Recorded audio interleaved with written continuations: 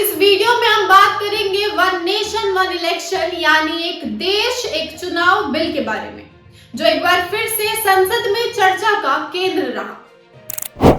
मंगलवार को सरकार ने संसद में संविधान 129वां संशोधन विधेयक 2024 और केंद्र शासित प्रदेश कानून संशोधन विधेयक 2024 पेश किया, लेकिन इस बिल ने संसद में राजनीतिक पारा चढ़ा दिया। इस बिल का मुख्य उद्देश्य देश के लोकसभा और राज्य विधानसभाओं के चुनाव एक साथ करना है। फिलहाल अलग अलग समय पर चुनाव होने से चुनावी खर्च, प्रशासनिक चुनौतियां और आचार संहिता लागू होने के कारण विकास कार्य बाधित होते हैं। वन नेशन वन इलेक्शन लागू होने पर हमें चुनावी खर्च में कमी देखने को मिल सकती है। बार बार चुनाव होने से आदर्श आचार संहिता लागू होती है, जिससे कई विकास कार्य रुक जाते हैं। एक साथ चुनाव होने पर यह समस्या खत्म होगी और विकास योजनाओं पर तेजी से काम हो सकेगा। एक साथ चुनाव कराने से सुरक्षा बलों, चुनाव आयोग और प्रशासन का समय और संसाधन भी बचेगा।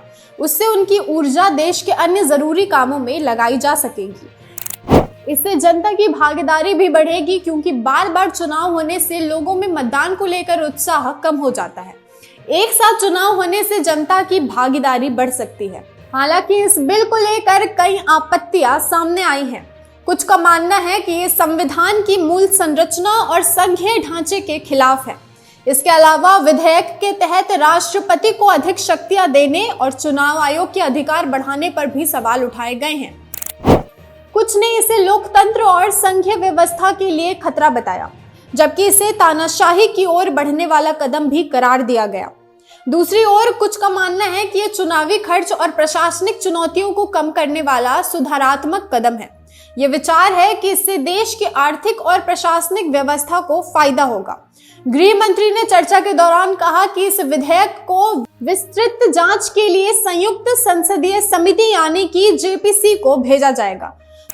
तो कुल मिलाकर one nation one election bill पर दो तरह की आवाजें सुनाई दे रही हैं। एक तरफ इसे सुधारात्मक कदम माना जा रहा है, तो दूसरी तरफ इसे लोकतंत्र और संविधान के खिलाफ बताया जा रहा है। अब देखना यह है कि जेपीसी की रिपोर्ट के बाद इस विधेयक का भविष्य क्या होगा। इसी तरह की और अपडेट्स के लिए बने रहे हमारे चैनल द एसबी प्रेस के साथ। धन्यवाद।